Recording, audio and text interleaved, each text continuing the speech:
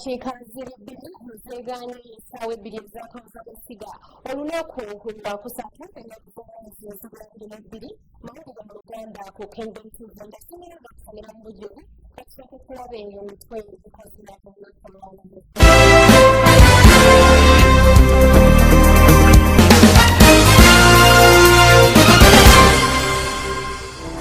Omujulizi wa poliisi yeetondedde ku kooti obujulizi tebukwatagana bye yawandiika mu statementi.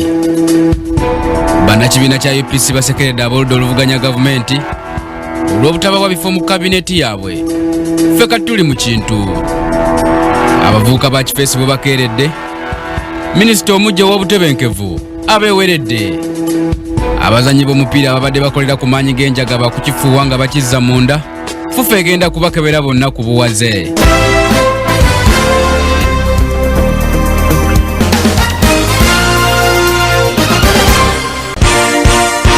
This is Kingdom TV.